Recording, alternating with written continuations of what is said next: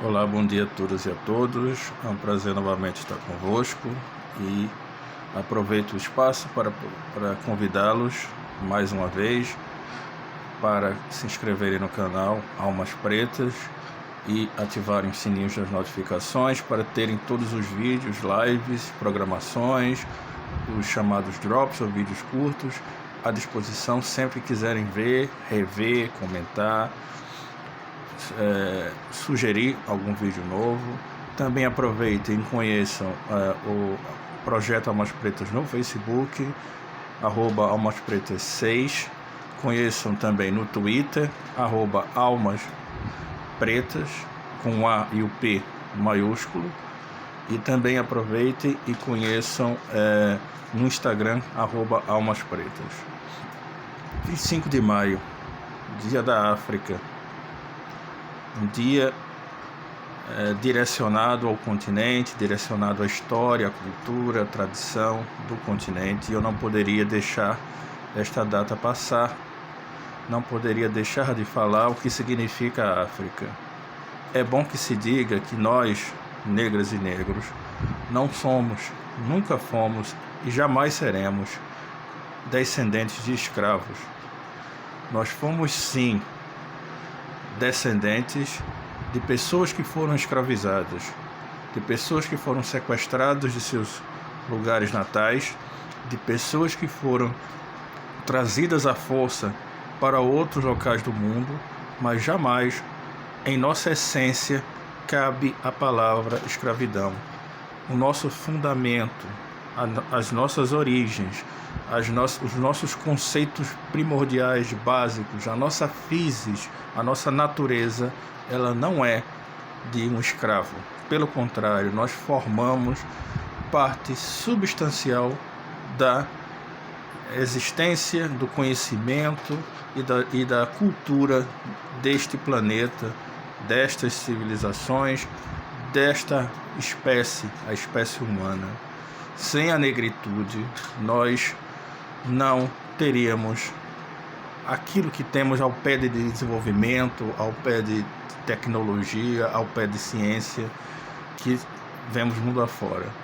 Foi no Kemet, que muita gente só conhece pelo nome grego Egito, mas é o Kemet, a Terra Negra, aquele pedaço de chão onde estão as incríveis pirâmides, os incríveis monumentos, as incríveis obras de uma civilização negra, africana, em sua essência, é um dos pilares básicos da nossa cultura e daquilo que nós legamos à posteridade. Outro exemplo clássico da nossa importância e da nossa essência são as civilizações setentrionais da África, que foram por muito tempo ocupantes de boa parte da Europa durante o período no final da Antiguidade Tardia até o desenvolvimento e o passar dos longos anos da Idade Média.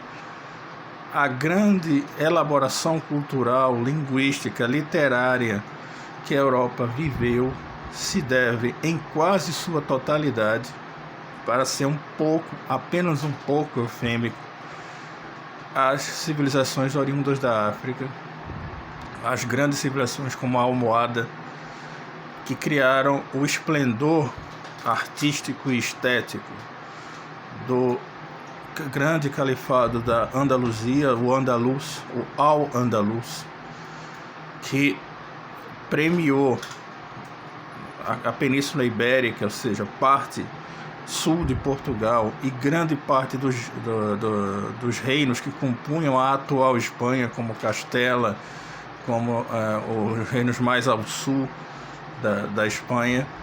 Essa ideia daquelas cidades como Sevilha, entre outras, é a ideia de uma civilização em absoluta expansão, não só territorial, mas cultural. O brilho daquela civilização é impressionante para as matemáticas, para as ciências oriundas ou que se fazem o uso das matemáticas. para o conhecimento filosófico. Uma escola aristotélica própria surgiu do pensamento de grandes nomes, para citar apenas um, Averroes, que nasceu e viveu na Andaluzia, entre outros poetas, escultores, pintores, literatos, cronistas, outros elementos da realeza, outros elementos também da filosofia, da astrologia / astronomia, que estava em franco desenvolvimento, e isso tudo faz com que nós tenhamos que a exata noção que a África legou e deixou à humanidade muito do que ela hoje se orgulha em ter. É óbvio que você não vai ouvir coisas como essas oriundas da África, mas lá estão o desenvolvimento humano, social, enquanto espécie no ambiente político, também se deve à África.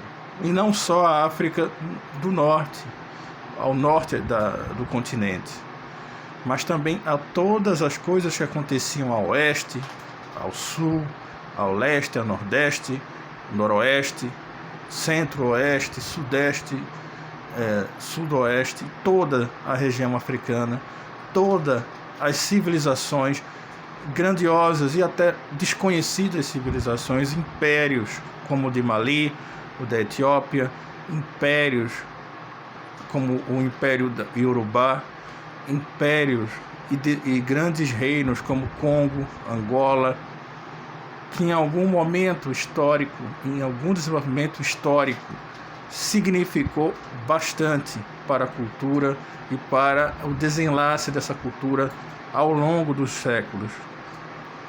A filosofia africana, as filosofias, na verdade, africanas, são exemplo disso. Sankofa, Ubuntu, a filosofia Yorubá, a filosofia de Ifá, o culto de Ifá, tudo isso somado aos grandes avanços tecnológicos, aos grandes avanços científicos, aos grandes avanços das ciências naturais, das ciências médicas, das ciências humanas, das ciências jurídicas, sim, as ciências jurídicas, as ciências sociais de um modo geral, o modo como a antropologia, a paleontologia e outras ciências costumam atribuir à África o berço da nossa humanidade. E eu diria que não só o berço da nossa humanidade, mas o berço da nossa cultura humana. Então nós, negras e negros, não somos apenas descendentes de escravos. Pelo contrário, nunca fomos isto. Nós somos a prova viva que nossos ancestrais, que nossos antepassados significaram e simbolizaram grande parte daquilo que hoje nós louvamos. E esse Dia da África é mais uma oportunidade de olhar em frente e dizer: sem a África não haveria progresso civilizacional, não haveria um passo à frente, não haveria todo o conhecimento que foi oriundo do Kemet, por exemplo. Não existiria todo o desenvolvimento esotérico, o desenvolvimento místico, o desenvolvimento espiritual que há naquele pedaço de terra que espalhou as suas sementes, tal qual os mitos iorubais com as galinhas vindas de Angola, que ciscavam o chão e espalharam a poeira, a terra, por longas faixas, outrora úmidas e ocupadas de água e pântano. Essa terra espalhou-se, as sementes, como verdadeiras abelhas, foram polinizadas por essas terríveis questões relativas ao tráfico negreiro, mas que fizeram com que nós, negras e negros, estamos sim presentes no mundo inteiro, e enquanto assim for, este mundo tem grande parte de sua potência preservada. Então, viva os africanos que não são escravizados, mas e que nunca foram descendentes de escravos. Viva a nós, os africanos, e viva a África. Muito axé e até a próxima.